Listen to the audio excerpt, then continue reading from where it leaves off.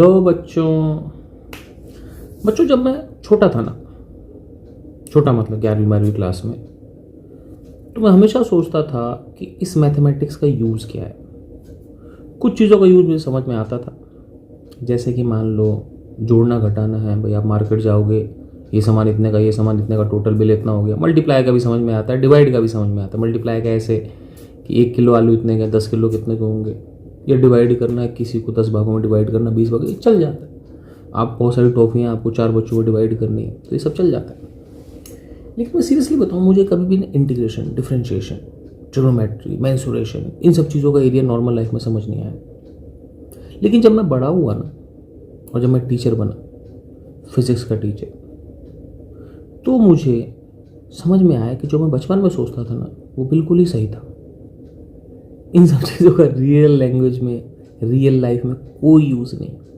ऐसे बहुत सारे लोग हैं जिनको ट्रिग्नोमेट्री नहीं पता, अभी भी नहीं पता साइन थीटा क्या होता है, कॉस थीटा क्या होता है। उनकी ज़िंदगी बढ़िया चल रही है, बहुत अच्छी चल रही है। बहुत से लोग हैं जिनको बस जोड़ना घटाना ही आता है, भले वो, कई लोग ऐसे उनको पढ़ना लिखना भी नहीं आता, लेकिन तो भी उनको जोड़ना घटाना आता है, मल्टीप्लाई डिवाइड किसी ना किसी तरीके से आता है, लेकिन उनका काम चल रहा है। लेकिन क्या हमारा काम इसके बिना चल सकता है? ट्रिग्नोमेट्री, इंटीग्रेशन, डिफरेंशिएशन नहीं चल सकता। तो इसीलिए हमको तो इन चीज़ों को पढ़ना पड़ेगा भाई। आपको इसलिए पढ़ना पड़ेगा क्योंकि आपके लिए मजबूरी है, क्योंकि आपको आगे एग्ज़ाम देने हैं जिनमें ये आते हैं, और आगे आप कुछ इंजीनियरिंग पढ़ोगे, ठीक है, मेडिकल पढ़ोगे, कुछ भी पढ़ोगे, तो आपको ये सब चीज़ों काम आएगा। तो हमें तो पढ़ना होगा। तो मेरा काम ये है कि मैं आपको इन सब चीज़ों के बारे में बताऊंगा, ठीक है, और साथ में थोड़ा मोड़ा ये भी समझाऊंगा कि ये सब चीज़ें क्यों आई, कैसे आई, इनका बेसिकली यूज़ कहाँ पड़ सकता है, कैसे पढ़ सकता है। तो आप बने रहिए, हम इन चीज़ों के बारे में सीखते हैं, ठीक है बच्चों। और मैं कोशिश करूँगा कि जो दुनिया का बेस्ट मटीरियल है, हर जगह से ढूंढ ढांड के जो भी बेस्ट कंसेप्ट है वो आपको मैं दूँ। तो आप लोग काम करते रहिए, बने रहिए और चलते रहिए। ओके बच्चों, चलो हम सबसे पहले उस सवाल की बात करते हैं जो मैंने स्टार्टिंग में दिया था। मैंने 2-3 डायग्राम बनाए थे। तो एक सवाल ये था कि हम 1/2 + 1/4 + 1/8 + 1/16 और ऐसे अगर इन्फिनाइट हो तो इसका सम कैसे करेंगे। मैं आपको इसका बहुत ही चमत्कारी सॉल्यूशन बताता हूँ, जिसे सुन के आपको आनंद आ जाएगा। फिर हम इसकी मैथमेटिक्स में भी चलेंगे, क्योंकि चमत्कारी सॉल्यूशन ऐसा होता है कि चमत्कारी सॉल्यूशन कहीं कहीं लगता है, हर जगह नहीं लगता है। बाकी जगह तो मैथ्स लगती है, भाई मैथ्स एक मजबूरी है। चलो भाई देखते हैं। चमत्कारी सॉल्यूशन ये है कि एक बनवाओ स्क्वायर। लग रहा स्क्वायर, लग रहा है तो ठीक है, नहीं लग रहा तो भी ठीक है, काम चला लो। और इस स्क्वायर की साइड कितनी है? 1 मीटर है। कितनी साइड है? 1 मीटर है। और अगर इसकी साइड 1 मीटर है तो इसका एरिया कितना है? 1 मीटर स्क्वायर। अब पहली टर्म है 1/2, तो एक काम करो, इसका आधा भाग कर लो। अगर इसका आधा भाग करोगे तो ये एरिया हाफ होगा।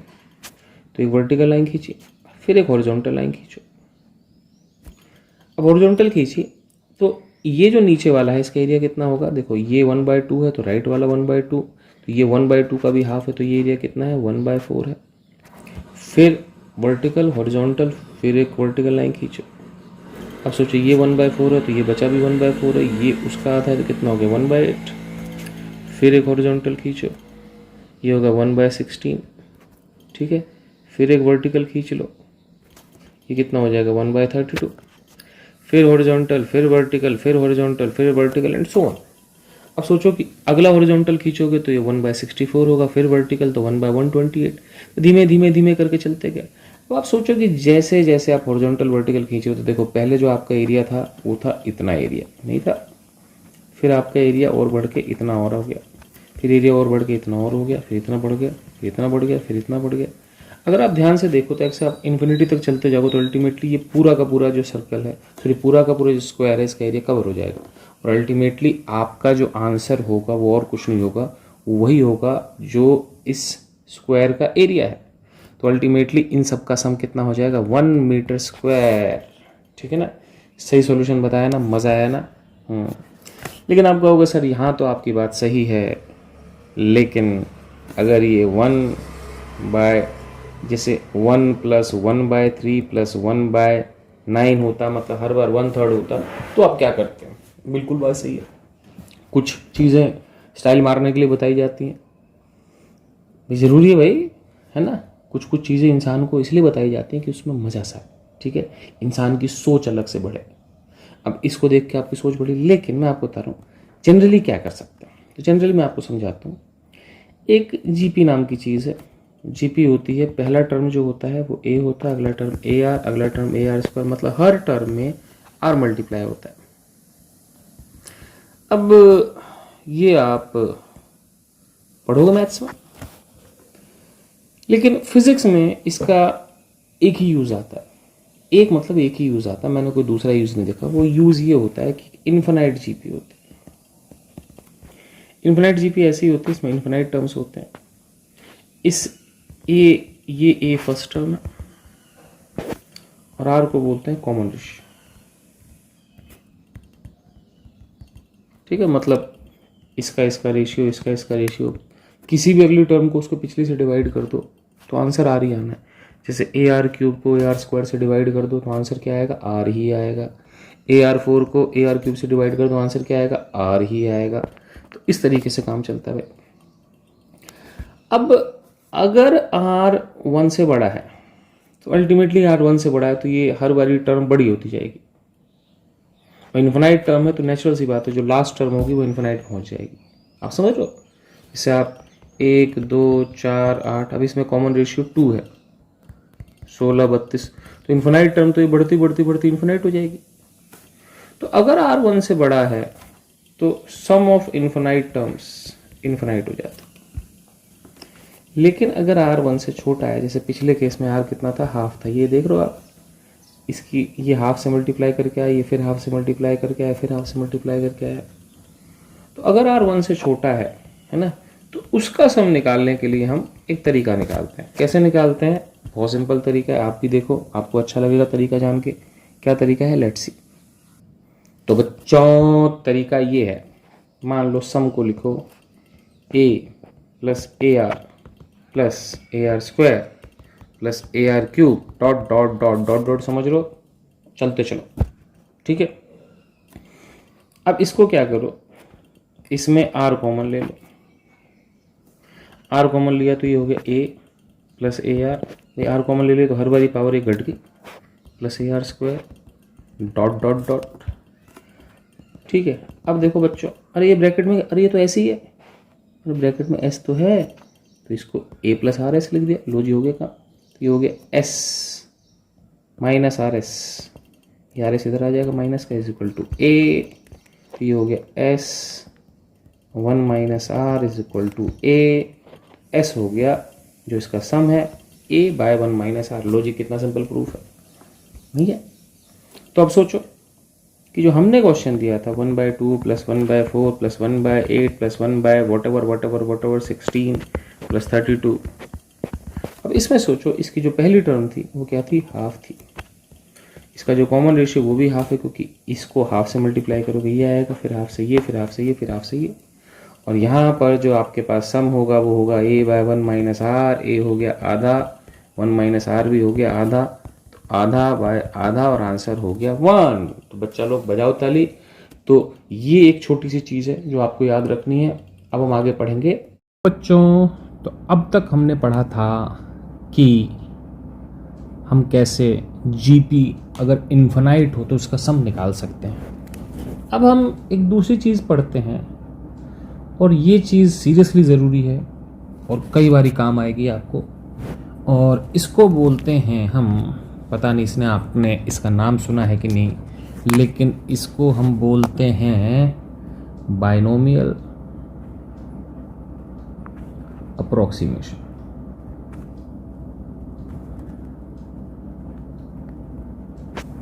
एक्चुअली एक बाइनोमियल थ्योरम नाम की चीज़ होती है जिसके बारे में आप पढ़ोगे, लेकिन फिज़िक्स में बाइनोमियल थ्योरम नहीं आती।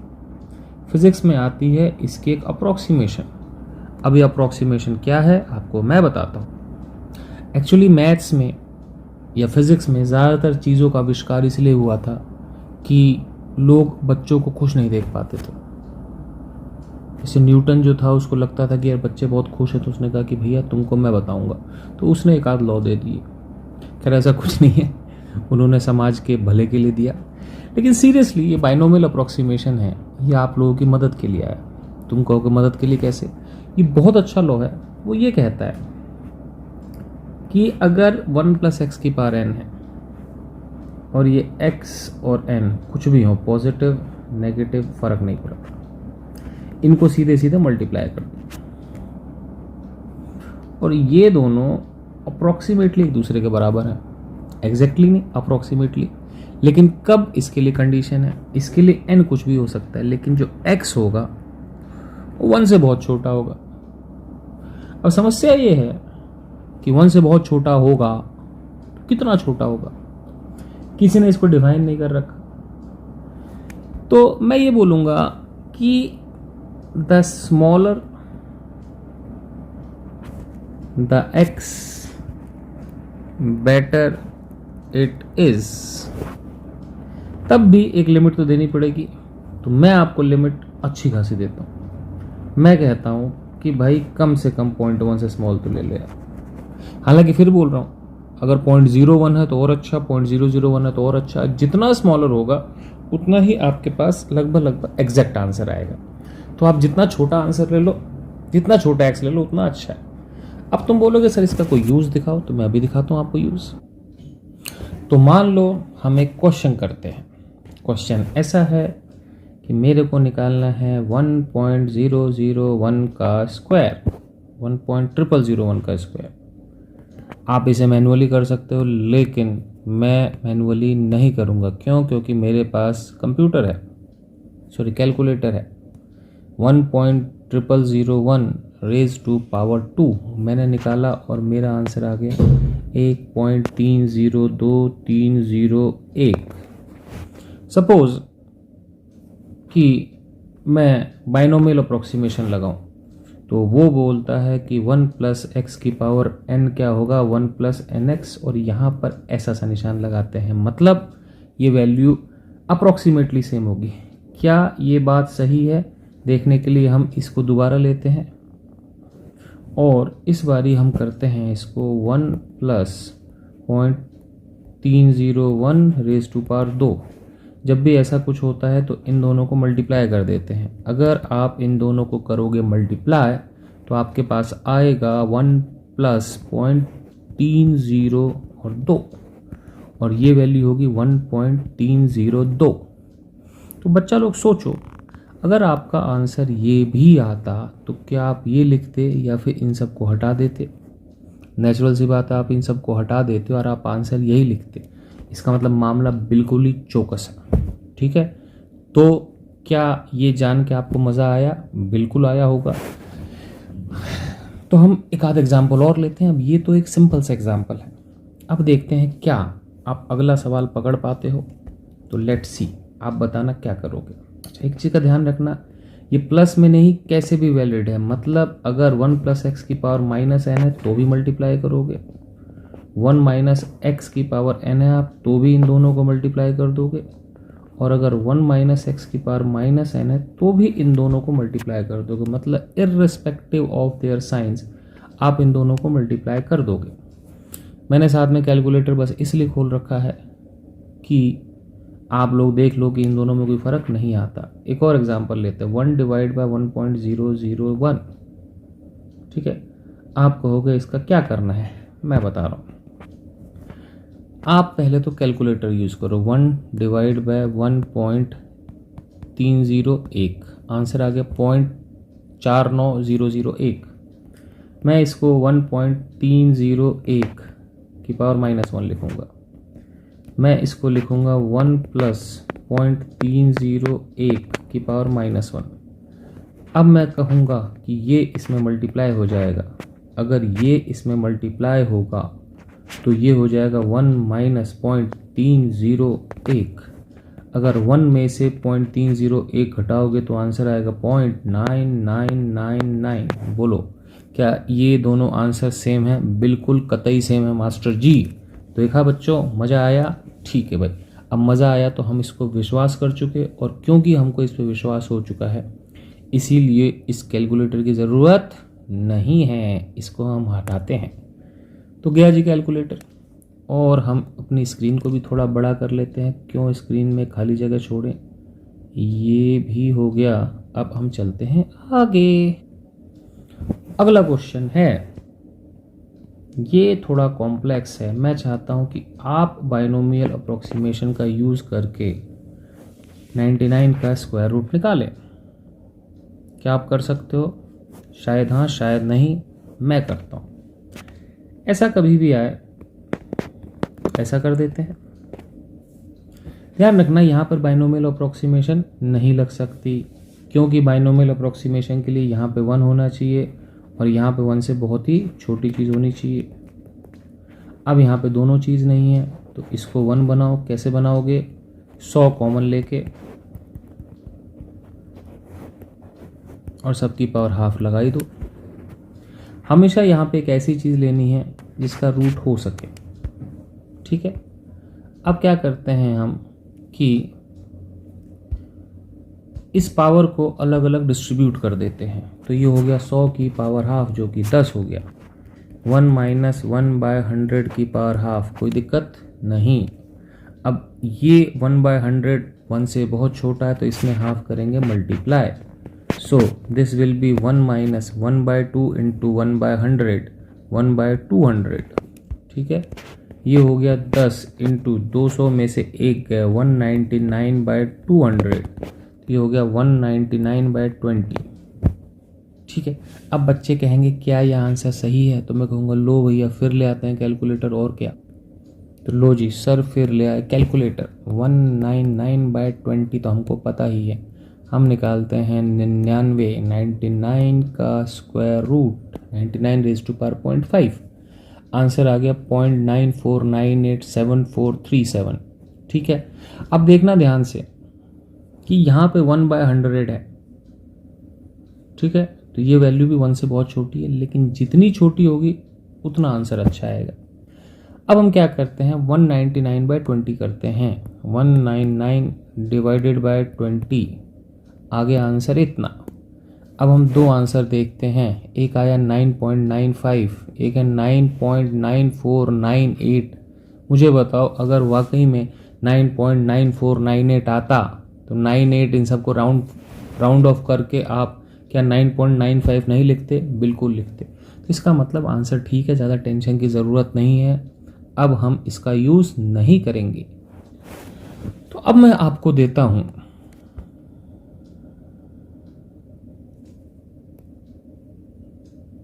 एक और खतरनाक सवाल। ठीक है, लेकिन आप प्लीज़ जब भी मैं कोई खतरनाक सवाल दूं तो आप किया करो। अगर आप खुद अपने हाथों से नहीं कर रहे तो उसका फ़ायदा नहीं है।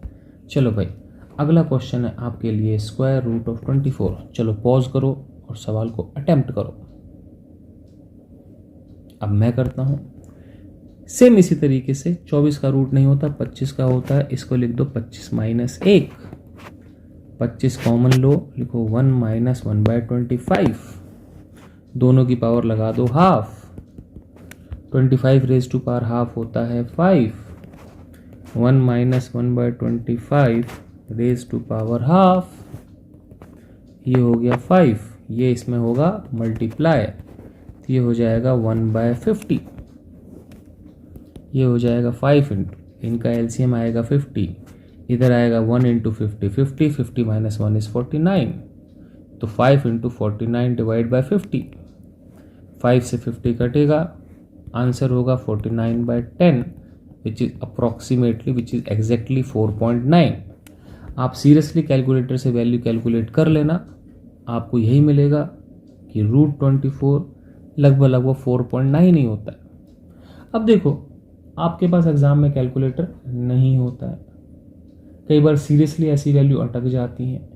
इंस्पाइट ऑफ कैलकुलेटिंग आप ज़्यादा अच्छा है बाइनोमियल अप्रॉक्सीमेशन लगा के आसपास का आंसर पता कर लो। तो बच्चा लोग, मज़ा आया? बिल्कुल मज़ा आया। अब हम चलते हैं अगले क्वेश्चन पे, और ये बाइनोमियल अप्रॉक्सीमेशन का मैं आपको आखिरी क्वेश्चन दे रहा हूँ। ये है क्यूब रूट ऑफ 999। मेरे ख्याल से आपको चमक गया होगा, एक बार आप ट्राई करो। अब मैं करता हूँ।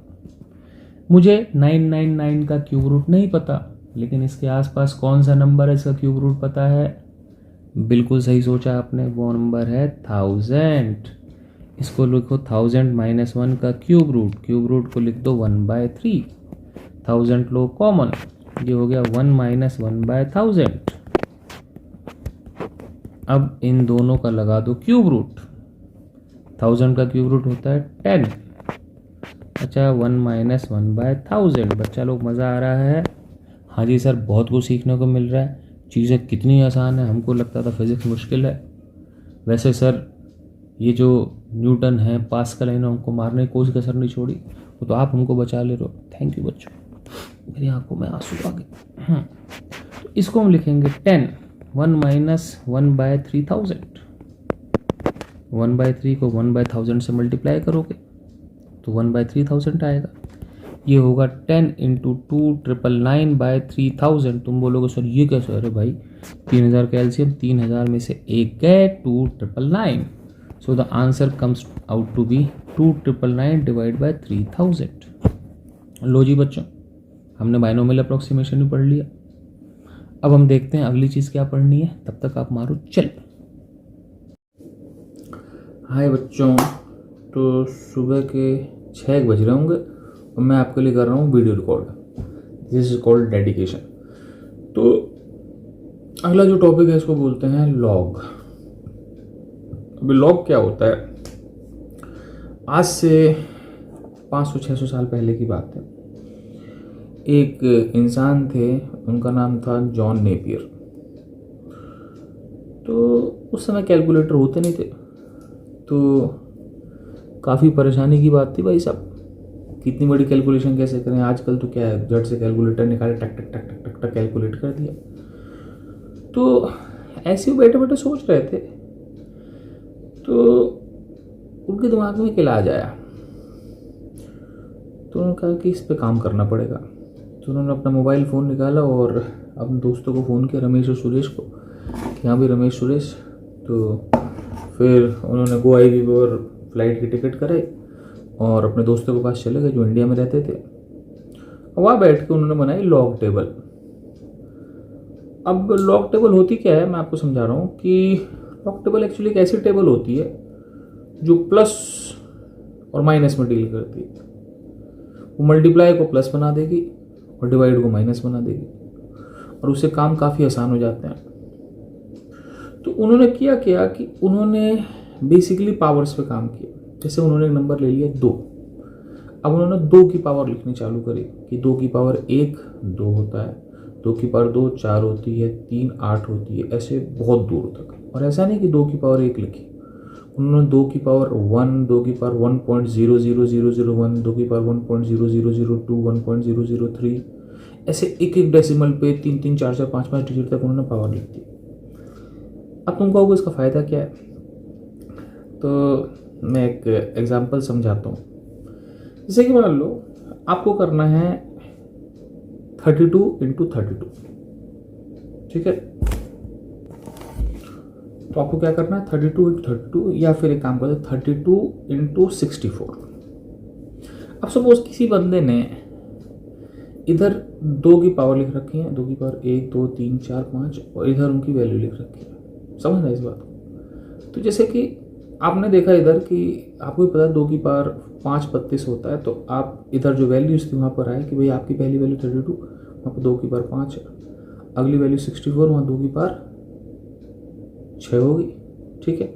अब सपोज आपको बोला गया है कि आपको, मैं समझाऊंगा सब कुछ, लेकिन फिलहाल आप हवा में देखते हैं समझ पाते हो कि नहीं। तो आपको बोला गया है कि मल्टीप्लाई को प्लस करो। तो आपने देखा 32 के आगे 5 लिखा पड़ा है, 64 के आगे 6 लिखा पड़ा है, आपने दोनों को जोड़ दिया 11। अब आप 5 और 6, मैं फिर समझाऊंगा मैथ्स में, पहले देखते हैं हवा में आप समझते हो कि नहीं। फिर आपने 5 6 को जोड़ के सीधे 11 पे चले गए, और 11 के आगे देख लिया कौन सी वैल्यू है, ठीक है? तो आप देखोगे तो आपको दिखेगा कि 11 के आगे जो 5 और 6, 5 + 6 11, 11 के आगे जो वैल्यू है 2048। 2048 देखते ही आप समझ जाओगे कि इसका आंसर 2048 है। तो सोचो, अगर किसी ने पावर्स पे काम कर रखा है तो आपका काम अब मल्टीप्लाई का नहीं, आपका काम अब ऐड का है। ऐसे डिवाइड का नहीं है, आपका काम माइनस का है। ठीक है, आप शायद मेरी बात समझ रहे होगे या नहीं समझ रहे होगे, लेकिन अब हम समझाते हैं और हम देखते हैं कि जॉन नेपियर जी ने बहुत कमाल की चीज़ दी थी। हालांकि फ़िलहाल उसका कोई बहुत ज़्यादा कमाल नहीं है क्योंकि हमारे पास कैलकुलेटर है, लेकिन एक टाइम पे चीज़ बहुत ही बड़ी थी। अभी भी लॉग का बहुत काम आता है। कई चीज़ें होती हैं जिसमें लॉग चलता है, और जैसे इंटीग्रेशन डिफरेंशिएशन जो आप पढ़ोगे वहाँ चलता है। एक और चीज़, जैसे लॉगरिथमिक स्केल क्या होता है। लॉगरिथमिक स्केल एक ऐसा स्केल होता है जो लॉग मतलब पावर्स पे डिपेंड कर रहा है, और जनरली 10 की पावर्स पे। जैसे कि मैं समझाता हूँ आपको। जैसे आपने सुना होगा कि भूकंप नापने का एक स्केल होता है, इसको बोलता है रिच्टर स्केल, RICHTER। अब उसको रिच्टर क्या बोलते हैं मुझे नहीं पता, रिच्टर जो भी बोलते हैं, रिचर स्केल जो भी। तो रिच्टर स्केल क्या होता है, ये लॉगरिथमिक स्केल होता है। जैसे मान लो अगर भूकंप 4 है और 5 है, तो 4 और 5 में 1 का डिफरेंस नहीं, ये 4 और 5 10 की पावर है। मतलब भूकंप अगर 5 स्केल का है तो वो 4 वाले से 10 गुना स्ट्रॉन्ग है। अगर 6 का है तो वो 5 वाले से 10 गुना स्ट्रॉन्ग है। मतलब 6 का भूकंप मतलब 4 से 100 गुना स्ट्रॉन्ग हो गया। 7 का भूकंप हो गया तो 4 से 1000 गुना स्ट्रॉन्ग हो गया। रिक्टर स्केल हो गया। अब ऐसे और भी स्केल होते हैं, जैसे लाउडनेस होता है। तो लाउडनेस आपने सुना होगा डेसिबल, 40 डेसिबल, 50 डेसिबल आवाज़, 60 डेसिबल, 70 डेसिबल। अब डेसी का मतलब होता है 1/10। तो 40 और 50 में एक्चुअली 10 डेसिबल या फिर 1 बेल का फ़र्क है, और 1 बेल मतलब आवाज़ 10 गुना होगी। 40 से 60 में आवाज़ 100 गुना होगी। 40 से 70 में आवाज़ 1000 गुना होगी। 40 से 80 में आवाज़ 10,000 गुना हो गई। तो इतना फ़र्क पड़ता है। और एक स्केल और होता है जो एक्चुअली में उल्टा चलता है, उसको बोलते हैं पीएच। पीएच में ऐसा होता है, जैसे मान लो पानी, किसी चीज़ का पीएच मान लो 7 है तो वो बेसिक कहलाता है, लेकिन 7 से 6 होगा तो उल्टा चलता है, तो 10 गुना एसिडिक हो गया। 6 से 5 हो गया तो है ना, तो उसकी एसिडिक और 10 गुना बढ़ गई। तो मान लो कि सपोज मैं बोलता हूँ कि यार एक नॉर्मल चीज़ का एसिडिटी 6 है ना, पीएच 6 है, और एक चीज़ मिल गई जिसकी पीएच 3 है। सपोज कोल्ड ड्रिंक की मैं बोलूँ पीएच 3 है, तो 6 से 3 मतलब 1000 गुना ज़्यादा एसिडिक है वो चीज़। 2 हो गई तो 10,000 गुना। अगर पीएच 1 हो गया तो भाई वो आपको जला ही देगा, है ना। तो पीएच बड़ी खतरनाक चीज़ होती है, लेकिन 10-10 गुना बढ़ती है। तो ये लॉग होता है। अब हम लॉग के बारे में और चर्चा करेंगे, ठीक है। हम कुछ सवाल करते हैं और आप समझना एग्जैक्टली लॉग क्या होता है। ओके बच्चों, टेक केयर। हम बात करते हैं लॉगरिथम की। किसकी बात करते हैं? लॉगरिथम की। तो देखते हैं कि ये लॉग होता क्या है और कैसे काम करता है। तो बेसिकली कभी भी लॉग ऐसे लिखा होता है, लॉग AB बराबर C। ये जो छोटा सा चीज़ है इसको बोलते हैं बेस। क्या बोलते हैं? बेस। कभी भी ऐसा लिखा हो तो इसका एक ही मतलब होता है कि इस बेस जो छोटा है उसको बड़ा कर दो और C और B को उलट पुलट कर दो। मतलब C को लेफ्ट ले आओ, B को राइट ले आओ। ठीक है, काम खत्म। सिंपल, काम खत्म। अब तुम बोलोगे सर कुछ समझ तो आ रहा है, और एग्जाम्पल दो। चलो भाई मैं आपको एग्जाम्पल देता हूँ। log 2 8 कितना होगा? हम मान लेते हैं log 2 8 होगा x। इसका मतलब इस बेस को बड़ा करो, x को लेफ्ट 8 को राइट, x को लेफ्ट 8 को राइट। अब आप मुझे बताओ कि ये x क्या होगा। तो सिंपल सी बात है, 2 का क्यूब 8 होता है, तो x हो गया 3। तो समझने की बात यह है कि बेसिकली लॉग करता क्या है। लॉग ये पूछता है कि भाई इस बेस की कितनी पावर इसको बना देगी। समझ रहे हो?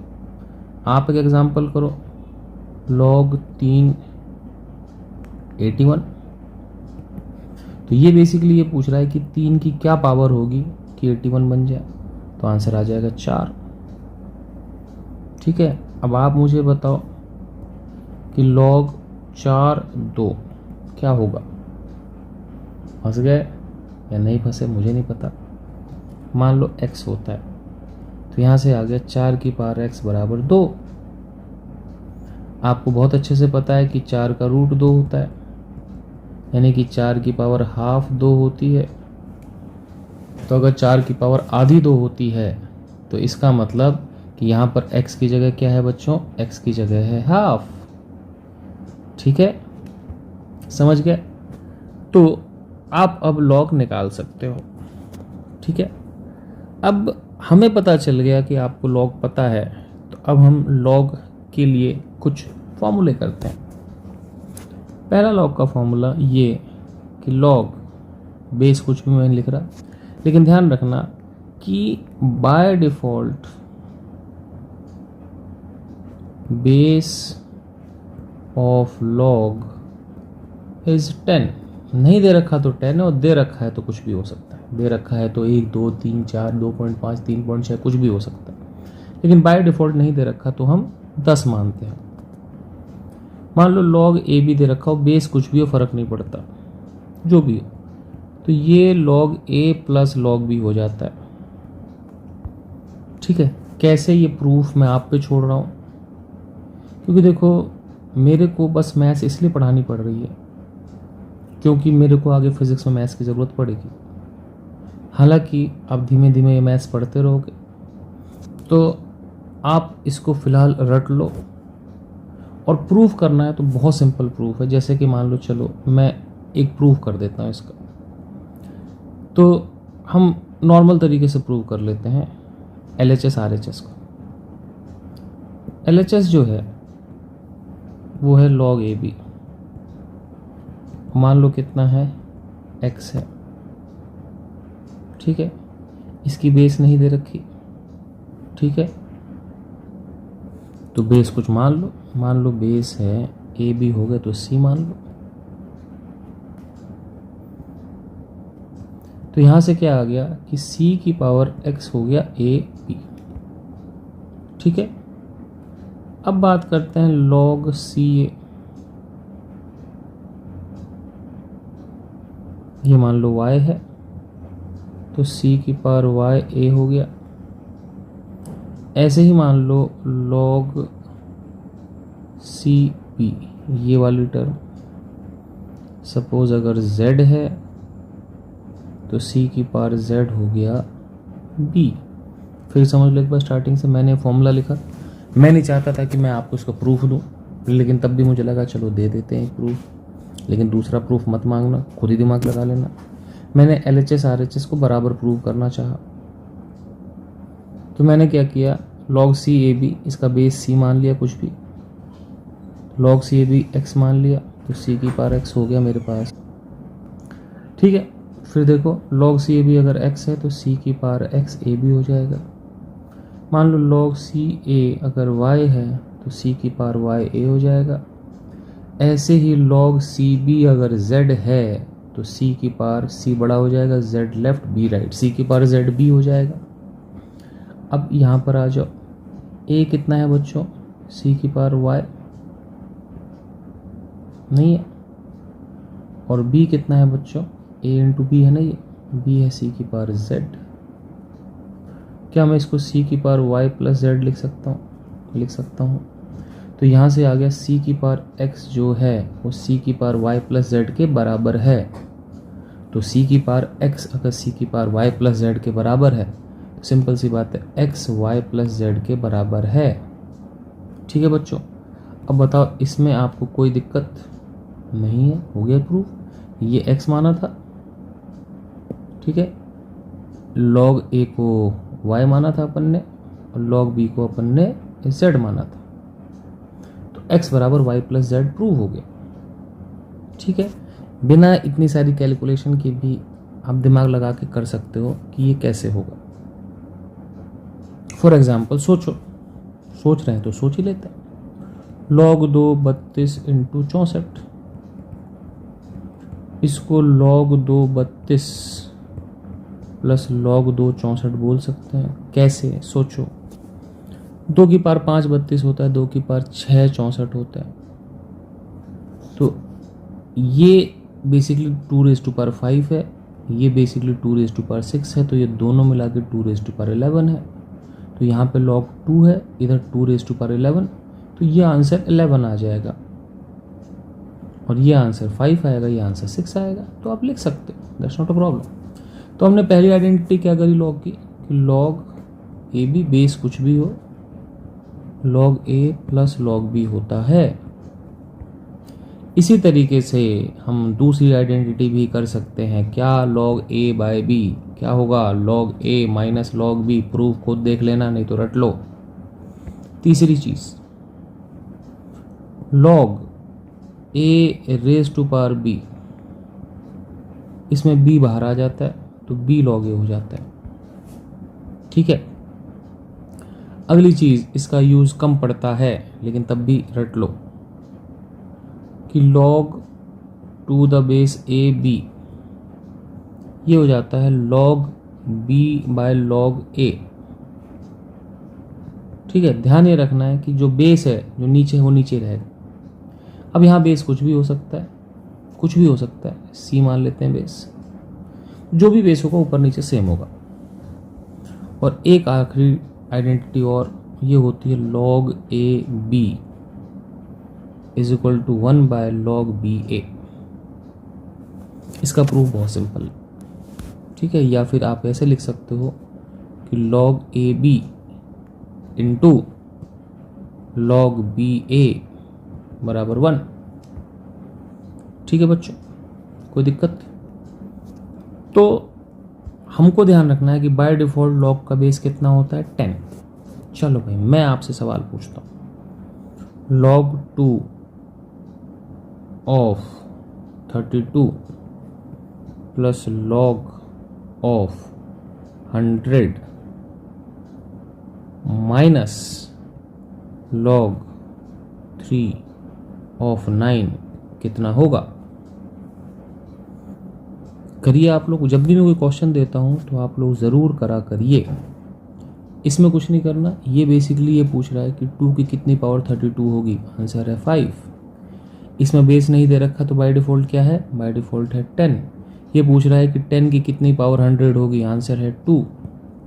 ये पूछ रहा है 3 की कितनी पावर 9 होगी, आंसर है 2। आंसर हो गया 5। कोई दिक्कत नहीं। चलिए मैं आपसे क्वेश्चन पूछता हूँ। अब आप बताइए कि आंसर क्या होगा। क्वेश्चन है log 10 1 कितना होगा? सोचा? मैं बता रहा हूँ। चलो मान लेते हैं ये x है, तो बेस बड़ा हो जाएगा, x left 1 right, 10 raise to power x बराबर 1। अब आप मुझे बताओ कि 10 की कितनी पावर 1 होती है? हाँ जी, आंसर आ गया 0, क्योंकि किसी की पावर 0 1 होती है। इसका मतलब इर्रिस्पेक्टिव ऑफ एनी बेस, अगर यहाँ पे 1 है तो ये आपके पास हमेशा 0 ही होगा। log of 1 is always 0। तो बच्चा लोग, आपको समझ में आ रहा है? आप अगर मैथ्स पढ़ोगे तो बहुत सारी लॉग आएगी, आप लोग पढ़ लेना, लेकिन फिजिक्स के लिए आपको बहुत ज़्यादा लॉग की रिक्वायरमेंट नहीं है। लेकिन कुछ समस्याएं हैं फिजिक्स में। पूछो क्या? एक्चुअली फिजिक्स में ये 10 वाला लॉग जो होता है ये यूज़ नहीं होता, बहुत रेयर यूज़ होता है। फिजिक्स में एक लॉग यूज़ होता है और उस लॉग का जो बेस होता है वो होता है ई। अब तुम बोलोगे ई क्या है? ई को बोलते हैं Napier's constant.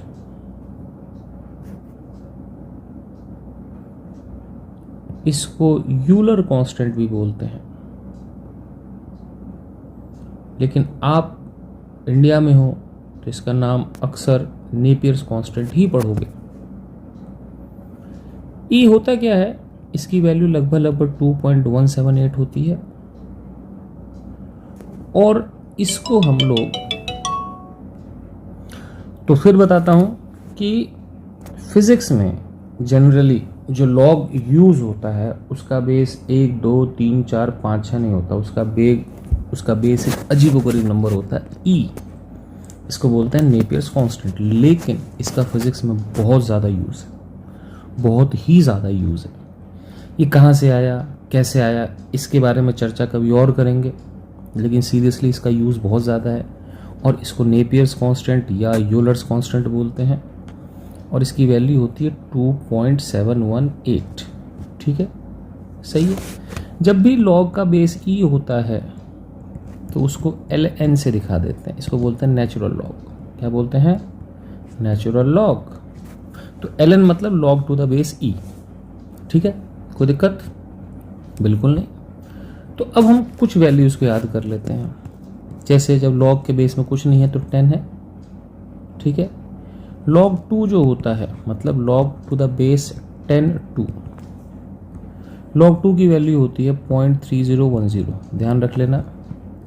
ln 2 log to the base e2 की वैल्यू होती है 0.693, याद रखोगे?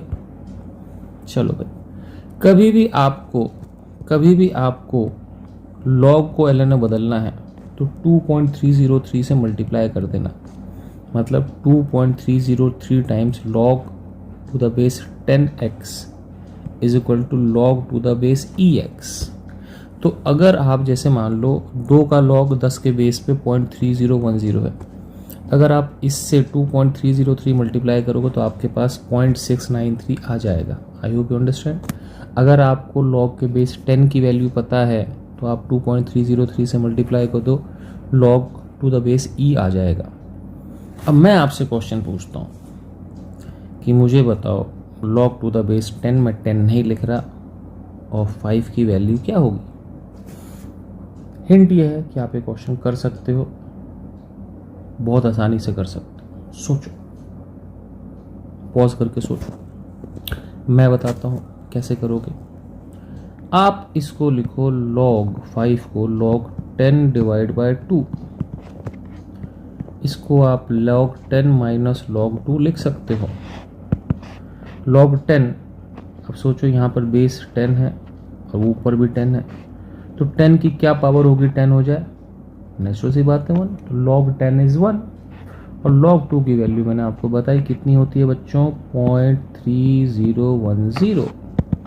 अब इसको आप माइनस करोगे तो आपके पास आ जाएगा, क्या आ जाएगा? निकाल लो, ये आ जाएगा 0.699। तो बच्चा लोग, अच्छा लगा? तो अब हम लोग log में ज़्यादा नहीं घुसेंगे, log इतना बहुत है फिजिक्स के हिसाब से, इससे ज़्यादा log की ज़रूरत आपको नहीं पड़ेगी। हेलो बच्चा लोग, तो हम लोगों ने इस वीडियो में क्या क्या पढ़ लिया? हमने बाइनोमियल अप्रोक्सीमेशन पढ़ ली, हमने पढ़ लिए log, और हमने पढ़ी इन्फिनाइट जी। हमने तीनों को बहुत अच्छे से पढ़ा। हमने जितने क्वेश्चन फिजिक्स के हिसाब से रेलेवेंट है सारे क्वेश्चन कर लिए। आपको बहुत मज़ा आया होगा, बहुत कुछ सीखने को मिला होगा। अगर आपको सीरियसली बहुत अच्छा लगा तो प्लीज़ लाइक करें, सब्सक्राइब करें और क्या करें। आप लोग कहोगे सर हर कोई ये क्यों बोलते हैं? एक्चुअली देखो, इसका रीज़न क्या है कि जब कोई इंसान काम करता है तो यार देखो, उसके लिए सबसे अच्छा आउटपुट ये होता है कि कोई दूसरा इंसान उसको सपोर्ट करे। अगर मैं कुछ काम कर रहा हूँ और आपको मेरा काम पसंद आ रहा है, मुझे लाइक्स मिल रहे हैं, सब्सक्राइब्स मिल रहे हैं, लोग शेयर कर रहे हैं, तो यार इससे बड़ी खुशी की बात किसी के लिए कोई नहीं होती। तो आप ऐसा करेंगे तो I will be more than happy, और मैं अपना काम और अच्छे से करूँगा, आगे और वीडियो बनाता रहूँगा। तो ये वीडियो अपन यहीं ख़त्म करेंगे। अगली वीडियो में अपने पास होगा ट्रिग्नोमेट्री, और फिर हम लोग पढ़ेंगे इंटीग्रेशन, डिफरेंशिएशन। तो पहले सारा मैथ्स निपटाएंगे और फिर हम फिजिक्स वाले पार्ट पे आगे बढ़ेंगे। ओके बच्चों, bye, take care, see you, पढ़ते रहिए।